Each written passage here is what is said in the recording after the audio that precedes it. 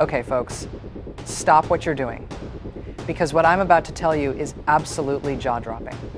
And I need you to understand something right from the jump. What Russia thought was happening this past week in Ukraine was not what was actually happening. Not even close. Before we begin, smash the subscribe button and like so I can keep bringing you this amazing story. Picture this. You're a Russian commander sitting in your headquarters in Kursk Oblast, yes, that's Russian territory, by the way, and you're watching Ukrainian forces pull back. You're seeing them retreat. You're probably celebrating, popping champagne, telling Moscow that victory is within reach. You're thinking, finally, we're pushing them out. But here's the thing, here's the absolute stunning thing. Those Ukrainian forces weren't retreating. They were setting a trap, a masterful, calculated, brilliantly executed trap. And the Russians? They walked right into it. This is the story of the last 5 days of the Ukraine-Russia war. And buckle up, because this is not the narrative Moscow wants you to hear. Let's zoom out for a second and get our bearings. As of the 16th of December, 2024, that's today, Russia controls approximately 19% of Ukrainian territory. That's roughly 115,000 square kilometers, about the size of Ohio. And here's the sobering part. Russia has been grinding forward, inch by bloody inch, particularly in the Donetsk region. Throughout 2024, Russian forces gained about 4,168 square kilometers of Ukrainian territory. That sounds massive, right? But here's what the numbers don't tell you. These gains came at an astronomical cost. We're talking about casualty rates that would make any reasonable military commander's blood run cold. Commander-in-Chief Alexander Syrsky reported that around 427,000 Russian soldiers were killed or wounded in 2024 alone. 427,000 in a single year. Let that sink in. The UK Ministry of Defense estimates over 1 million total Russian casualties since the war began. 1 million human beings. But this past week, December 11 through 16, something fascinating started to happen.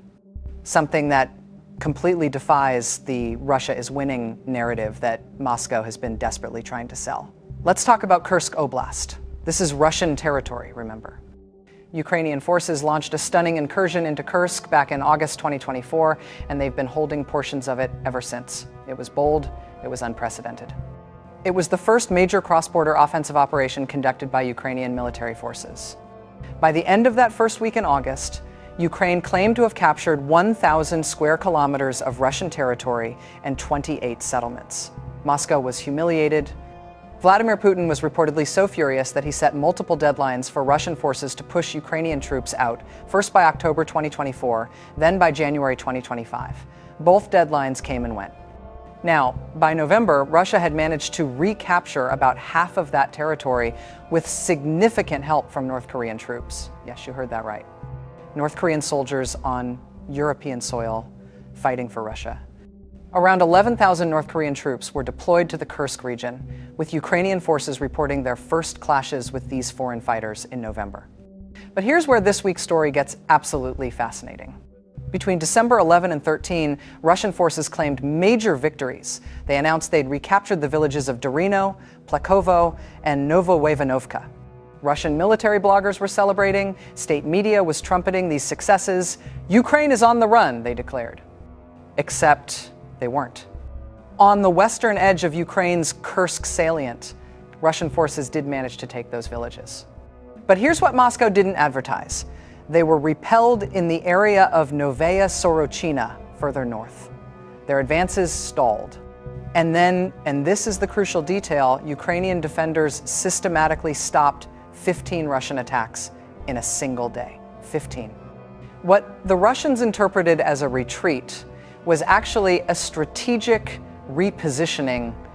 Ukrainian forces were pulling back from untenable positions, yes, but they were doing it deliberately, forcing Russian forces to overextend, to stretch their supply lines, to push forward into carefully prepared killing zones. But while everyone was focused on the ground war, something absolutely revolutionary was happening at sea. And this is where Ukraine has been playing absolute 4D chess. Ukrainian naval drones, these small, unmanned, explosive-packed vessels, have fundamentally changed the Black Sea. In 2024 alone, Ukrainian naval forces destroyed 5 Russian ships and 458 watercraft. 5 warships gone, using drones that cost a fraction of what those ships cost to build. And just last week, British Defense Intelligence confirmed something remarkable. Ukraine continues to successfully restrict Russian maritime operations to the eastern Black Sea. The Russian Black Sea Fleet, once one of the most feared naval forces in the region, has been forced to relocate the bulk of its ships away from occupied Crimea to Novorossiysk on Russia's mainland coast. Think about that. Ukraine, a country with a navy that was largely destroyed in the early days of the invasion, has essentially broken a Russian naval blockade and forced Putin's fleet to retreat to the relative safety of Russian ports. They've done this with innovation, with domestically produced naval drones, and with sheer determination. And on December 10, just 5 days ago, Ukrainian security service sources reported that a Sea Baby naval drone struck a Russian oil tanker from the Shadow Fleet in the Black Sea. The tanker, identified as the Comoros-flagged Deshan, was heading toward the Russian port terminal of Novorossiysk with its identification system turned off because they knew they were violating international sanctions when it was hit. Critical damage, explosions ripped through the stern area. Russia's so-called invincible navy is now afraid to operate in its own backyard. But wait, there's more. Because while the ground and naval battles were raging, Ukraine was conducting something even more psychologically devastating to Russia. A systematic drone campaign striking deep into Russian territory. On the night of December 14 to 15, that's literally 2 nights ago, Ukrainian forces launched a massive drone attack on Moscow. Not near Moscow, not around Moscow, on Moscow. Russian authorities claimed they shot down at least 18 UAVs en route to the capital. The Russian Defense Ministry later reported that 25 drones were intercepted over Moscow Oblast, with a total of 130 drones shot down across Russia that night. 130 drones in a single night. Let me paint you a picture. Residents in Kashira, Kolomna, and the Ostrinsky district, about 25 miles west of Moscow, reported over a dozen loud explosions. Airports were temporarily shut down. Moscow's air defenses were firing constantly. And this wasn't some isolated incident. This was the second massive drone attack on Moscow in less than a week. On December 13, just 3 days ago, Ukrainian forces struck multiple targets across Russia simultaneously. The Afipsky oil refinery in Krasnodar Krai, the Uryupinsk oil depot in Volgograd Oblast, and 2 fuel depots in occupied Crimea, all on the same night. And here's what's brilliant about this strategy. These aren't just military targets. Ukraine is systematically attacking Russia's economic infrastructure, the oil refineries, the fuel depots, the energy facilities that fund Putin's war machine. They're not just fighting a military war, they're fighting an economic war. Throughout 2024, Ukrainian forces struck hundreds of targets deep inside Russia. The estimated damage, over $1.3 billion in direct damage to Russian infrastructure. And the cost-to-result ratio? According to Commander-in-Chief Syrsky, it's 1:15. For every dollar Ukraine spends on these attacks, Russia loses 15. Now, let's talk about what changed in late November, because this is crucial to understanding the events of this past week.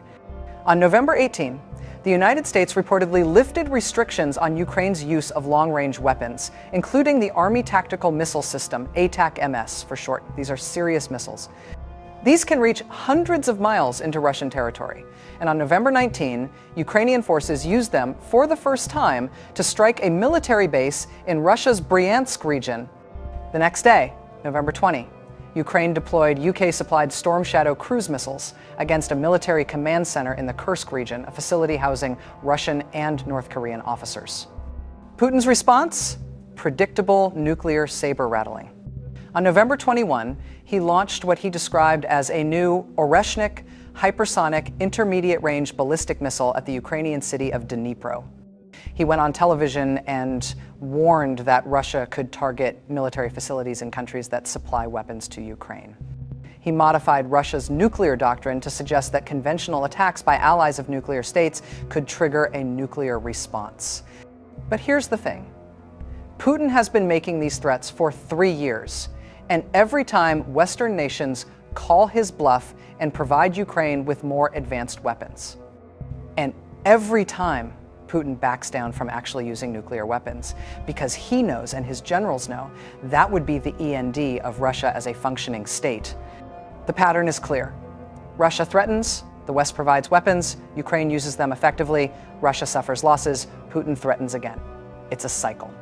And with each iteration, Russia looks weaker and Ukraine demonstrates greater capability. But we need to talk about the human dimension here, because behind all these statistics and military maneuvers are real people suffering real consequences. According to President Zelensky's December 2024 estimate, 43,000 Ukrainian soldiers have been killed and 370,000 wounded since the invasion began.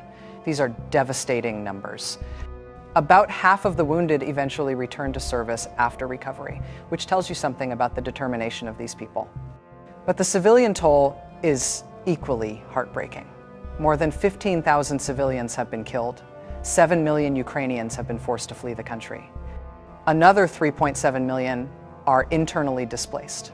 And as we speak, 12.7 million people in Ukraine need humanitarian assistance. And then there's the infrastructure devastation. Russia has systematically targeted Ukraine's energy infrastructure. About 64% of Ukraine's electricity generating capacity has been destroyed or occupied. Going into winter, when temperatures regularly drop below freezing, Ukraine has lost 80% of its thermal power generation capacity. This isn't just a military strategy. This is deliberate targeting of civilians, designed to break the will of the Ukrainian people. But here's what Russia didn't count on. It hasn't worked. If anything, these attacks have hardened Ukrainian resolve. When Russia struck a medical facility in Zaporizhia on December 10, killing 11 civilians and injuring 22 others, it didn't break Ukraine's spirit. It strengthened it. Now, all of this is happening against the backdrop of intensifying pressure for peace negotiations. Donald Trump, who recently won the US presidential election, has repeatedly claimed he could end this war in 24 hours, though he's never explained how.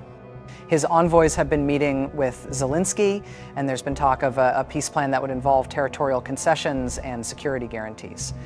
Just this weekend, on December 14, Ukrainian, US, and European officials held meetings in Berlin. Zelensky personally met with Trump's envoys, Steve Witkoff and Jared Kushner. And here's what he said, and this is important. I will be meeting with envoys of President Trump, and there will also be meetings with our European partners, with many leaders, concerning the foundation of peace, a political agreement to end the war. But then he added this crucial caveat.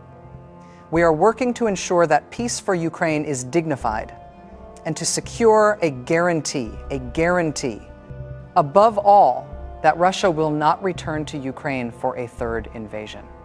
A third invasion. Think about that phrasing. 2014 was the first when Russia seized Crimea.